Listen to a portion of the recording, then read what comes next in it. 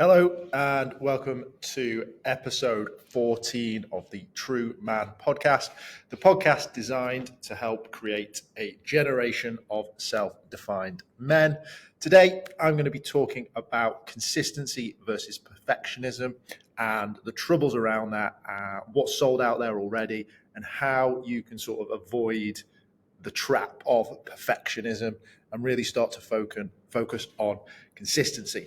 So the first thing I want to talk about is my week in general and how it perfectly ties in to this topic and is why I want to talk about it. So sort of 10 days ago, I returned back from holiday. I'd been out in Italy. My friend lives out there, so me and a friend went out to visit him. We had a lovely time, great week out there, lovely part of the world. I then returned on the Wednesday afternoon, and I unpacked and started to focus on sort of getting back into the gearage of business and driving TRUUMAN forward, and also my other business as well. And I was hit with quite a bit of a shock. We sort of lost out sort of straight away on two big pieces of business. This is separate to TRUUMAN, but is part of the business that I'm working on alongside TRUUMAN. And that was a big shock. It was a big hit. It was something that we'd expected. In business, not everything's guaranteed, but it was something that we were convinced was happening and something that we essentially had made plans for. Personally, I'd made plans for the money that would have been sort of given to me out of those deals. So it was a real big shift from this great week, really enjoying myself, fruitful time, and then being hit with the sort of loss of two major projects on the other business.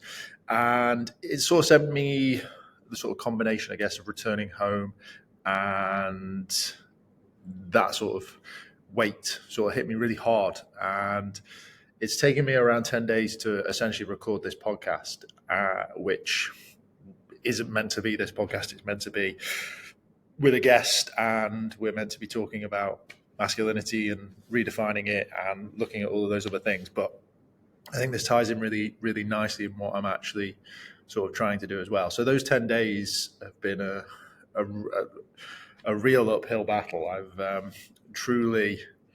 essentially regressed my behaviors and sort of been in a really sort of deep, dark situation that I didn't want to find myself in, and I truly felt that I potentially wasn't ever going to be in one of those situations again. But another sort of benefit of everything that I've been doing is that I've been able to question that whole time period. I've been able to work. It's not been perfect. It's not been productive. It's not been a good use of time. It's not been effective, and it's been a drain on me mentally and physically. I've not been in a great place, is the honest truth. So, but by doing what I've been doing, I've been able to question that the whole time and consider alternatives and consider sort of outs and ways to sort of move forward. And naturally, motivation has been extremely low during that period. So it's not been easy to achieve those things, and it's not been easy to be able to think of those things either. But by being in this sort of position, I was able to sort of come up with at least some ideas and just sort of move forward with it. And one of those big things for me was essentially coming to this office. So the last week I have come to the office every day. It's something that I do anyway, most of the time. But this time I made it an effort, and like a little anecdotal story, it took me till 4 p.m. on Wednesday. I didn't get into the office till 4 p.m. I stayed for like 3 hours, so I was here till gone 7. But yeah, it took me till 4 p.m. to sort of remove myself from my situation at home, get ready, get dressed, get showered, and arrive in the office. But by doing that, I felt that was also almost like a hurdle that had sort of overcome and was needed to be done to sort of get me out of this rut. essentially. And it sort of reminded me a little bit of when I sort of first started this whole journey, and sort of this decision that action was important and that discussion was irrelevant. And I could have spoken about this to countless people, and I could have been talking to them about how I feel bad, how I'm disappointed, how I'm upset, how I'm a bit sort of gutted that this has happened. But essentially, I was able to sort of move forward with that and just essentially make action and just move forward. So this sort of leads me perfectly, ironically, onto perfectionism versus consistency. Perfectionism is this gold standard that we seem to sort of live by, and is sort of seen across social media whenever it comes to essentially anything. So whether that's lifestyle, whether that's a challenge, whether that's the way that the whole perception of your sort of social media is, it has to be perfect. So it's very easy to understand why people sort of fall into that trap of perfectionism. We have things like Project 50, 75 Hard, Goggins, to use prime examples of perfectionism. And I believe one of the caveats to the 75 Hard is that if you don't do a day, you have to start again, which is great if you're able to do that and have that mindset to always be challenged and always be forced to move forward and forced to develop and have that self competition and that self drive and that self vision, essentially. And I think it's a great trait to have. And when I'm at my best, I feel that I have those sort of traits, and I'm able to compete in those sort of challenges with people. But by doing this and going through my own journey, I've realized that no one's a superhero, and there are people that are superheroes. I've used Goggins as an example in this scenario. His perception is clearly no rest, and just sort of moving forward no matter what. Whereas realistically, and living in the real world, which 99% of people do, the 1% that we're seeing on social media and the internet, and those perceptions of people's lifestyles, we need to get this understanding of this 1%. I think it's skewed, it's broken, and it's not in a sensible place. But those are the 1%, right? And the majority of us and the rest of us live in reality and live in the real world with work commitments, family commitments, friend commitments, environmental strains, financial pressures. It's really important to remember that and stop judging against meter sticks that are so far detached from reality. Like the life of an influencer or a social media presence or a celebrity is not that of one of a person who lives in reality. They don't have a 9 to 5. They are able to hire people to reduce other pressures and reduce other things, and it allows them to live a lifestyle that is essentially unattainable to the majority, yet they try and force that onto people as this better way of living and this perfect way of living, and this, by doing this you will be me. But they didn't do that to be them. They did something that allowed them to level up, that now allows them to do that, which is completely different to you do this, you're going to be like me, because it's just not plausible. So long, convoluted way of sort of getting to consistency over perfectionism. So the way that this has all sort of worked for me is habit forming is one of the most important things. And even with habit forming, it doesn't have to be every day. And I think that's something that's missed. And I think that's something that's lost in translation or doesn't sell, whatever that might be. I don't know, but I'm just going to say it as I see it. I don't believe to create a habit, you have to do it every day. I believe if you do it every day, it's a lot easier for it to become a habit, but it doesn't mean necessarily that you have to do it every day. And so I think habit forming is the sort of primary foundation to personal growth, personal development, allowing yourself to make action, allowing yourself to move out of ruts, out of dark places, out of scenarios that you don't want to be in, essentially. I think it's the simplest and easiest and ironically quickest way to essentially change your outlook, your mission, your motivations. It's inherent, it becomes part of you.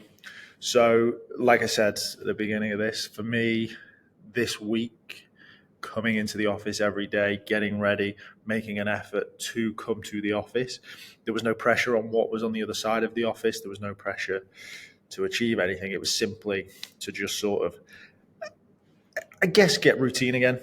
Is probably the core reasoning behind it. But yeah, essentially, it was to just come to the office and achieve that. So that was like, you look at that and you're like, Lewis, that isn't something that you should be aiming to do. You're meant to be driving this business forward. You're meant to be encouraging men to become better. You're meant to be a mouthpiece of what is going to be masculinity and this sort of multi-purpose driven individual.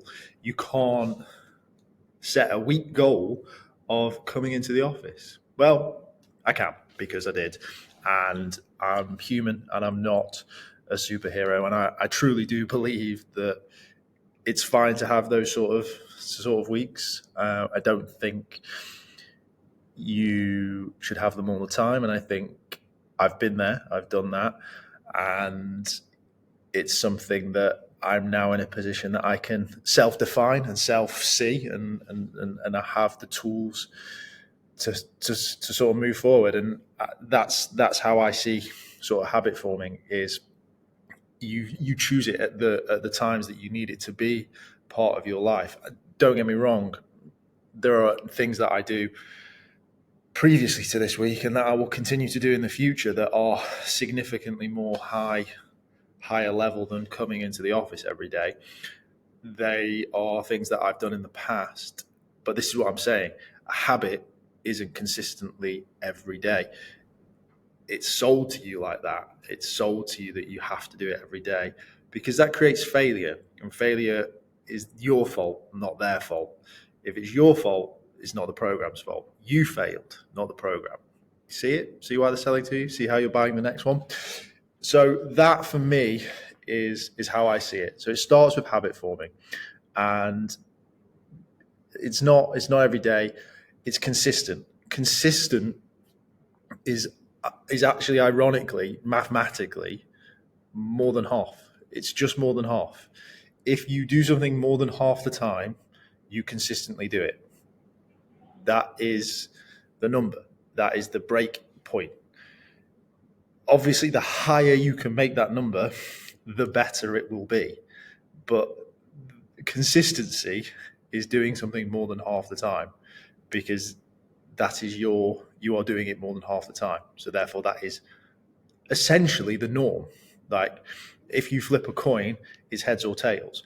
So, but if you can flip a coin 3 times, and 2 of those times you know it's going to be heads, then you can consistently say that this coin is a heads coin. We can't do that with a coin, but you can do that as a human. So anything over 50% is consistent. And that is a long way from perfection, because perfection is one number and one number only. It's 100%. So 50.1% or 100 is a huge difference. And that difference is reality. Perfectionism is what you see online, is what you see every day, is what you see people striving towards, is what these influencers trying to sell you. Reality, consistency lives in this 51 to 99%. The bigger your number, the more consistent you're going to be, the better it naturally is going to be.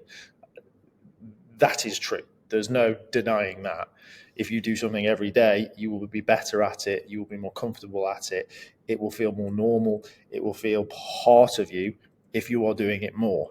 But it doesn't mean that it's still not consistent to do it every 3 days, for example. So you do 3 days, 2 days off, 3 days. You are still consistently doing something. It's just at a slower rate. And that is a mindset change, and it allows you to start to move forward. It changes your perception from perfection to consistent. At the moment, it's either on or off, analog.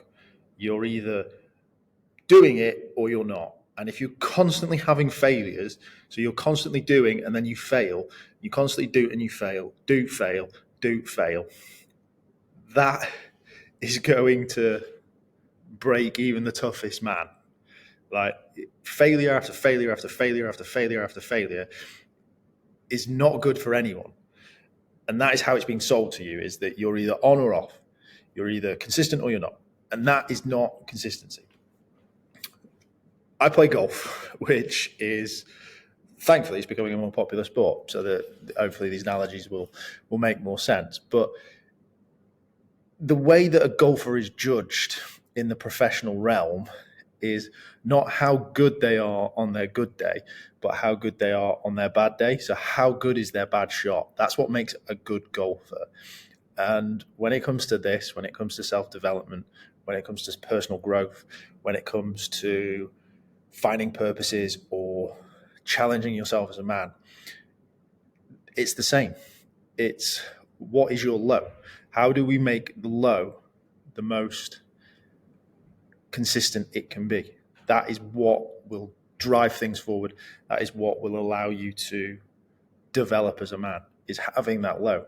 If your low is zero and failure, it's very hard to build from there. So the habit forming and the consistency at any level is what drives things forward. It's what allows you to grow. It allows you to create a new base. It allows you to create a new norm. But if you're trying to create that new norm with extremes, for example, a Project 50 or a 75 hard, or you're listening to Goggins and you feel like a piece of shit because you go to the gym 3 times a week instead of every day, you are none of those things. But the way that your perception of it is failure. So you're not able to create any base to build from. So you're just stuck in a rut. You're stuck in a position. You feel like you are trying to get out of it, but the failure is holding you back. Whereas if you can recalibrate your brain and recalibrate how you feel or your perception of consistency, you will be able to get yourself into a better position. So to use an example, let's take going to the gym as the example. And let's say social media is telling you that you need to go every day. So 365. So the way that you start to get into that is that you do a Project 50. So you go, right, January 1st, new year, new me. I'm going to do a Project 50. Every day, I'm going to go to the gym, right? You go to the gym every day. You do it for 2 weeks, 3 weeks, even 4 weeks, right? You get to 28 days, 28th of Jan. You're like, I've done it. 4 weeks. This is it. 28th of Jan. It's a Friday. Payday. First one after Christmas. One of your friends says, let's go for a drink. We've not been for a drink since Christmas. And you go, well, I've done 20. Yeah. You know what? I'm going to go for a drink. Yeah. Go for a drink. Go for a drink. Turns into 2, turns into 3, turns into a night out. You have a great time. You wake up the next morning, feel like a piece of shit. You don't want to go to the gym. It happens. You don't go to the gym. You beat yourself up because you failed on day 28, day 29. You failed. Day 30. Well, what's the point? I don't want to go anymore. Like, I failed. I'm still feeling a bit crap. Still feeling a bit hungover. Probably ate a lot of shit food. Probably did nothing all that day that you were hungover. And now it's day 30. So you've now wasted 2 days. Day 31, maybe you go again. Maybe you give it another go. Maybe you're like, let's try it again. eventually it'll peter out. So we sort of get into March time, and you've probably been to the gym a total of 50 times during that time period up until March. And now it's just like sort of pitted off and you're not really motivated to do it. The Project 50 was a failure. You're a failure. You can't get back into it. You're a failure. It's your fault. You should have done better. Why did you go for that drink? Why are you beating yourself up? That's you. Or option 2, I want to go to the gym consistently this year. I work Monday to Friday, 9 to 5. And on the weekend, I like to go and have a drink with my friends. The only time that I can go to the gym is Thursday evening, because the wife's got the kids, because they go to beavers, they go swimming. I don't know. It's an irrelevant. This is just an example, right? The only time I can go to the gym is a Thursday. So I go to the gym on a Thursday. It's the 6th of January. And I continue that all the way to the end of the year. I've gone 52 times. The other person potentially has also gone 52 times. But they've gone 52 times in a 3-month period and then define themselves as a failure. Whereas that person has gone 52 times consistently for the whole year, because they've actively looked at their schedule, their lifestyle, who can support them, what else is needed to do that, who, where, when, and why. I want to go to the gym consistently. Thursday's the only time I can go because the wife's got the kids, because they go swimming. So I'm going to go every Thursday. 52 times, same as the first person. One defines themselves as a failure. The other one is going to be in a significantly better position. The potentially, and probably realistically, once they've reached 26 weeks of doing that, they're probably trying to find another time that they can go, because it's so consistent and it's such an integral part of them now that they go 26 times up till the middle of the year. And now they're thinking, right, what else can I do? Actually, I'm only going to go out every other weekend now. So then all of a sudden 26 that was going to be 52 becomes 66, something like that. It's looking at things, I guess logically is probably the best way of describing it. Pragmatically, realistically, and thought through. We're making changes in lives. We're making changes in positions. We're making changes about what we want to do. This is a lifestyle change, right? Whether you're 21 or 80, lifestyle is still and should be looked at as something that you want to take essentially to death.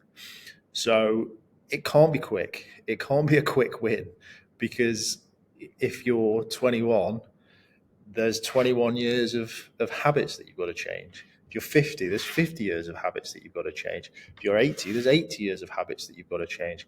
So by looking at things pragmatically and looking at things realistically and actually considering what is achievable, realistic, and doable in your current situation, you're going to be able to create essentially that base level that is going to allow you to reassess, redecide, retest, explore, and consider other options. But we as humans and as social media influence is put on us are expecting to go from 0 to 100, because they all we see is 100. 100, 100, 100. You're a piece of shit if you don't do this. I'm the best person in the world. Follow me and buy my course. Is essentially the downfall of humanity, because they have not got to 100 by going 0 to 100. They've not told you about the bit in the middle. They're just selling you the dream.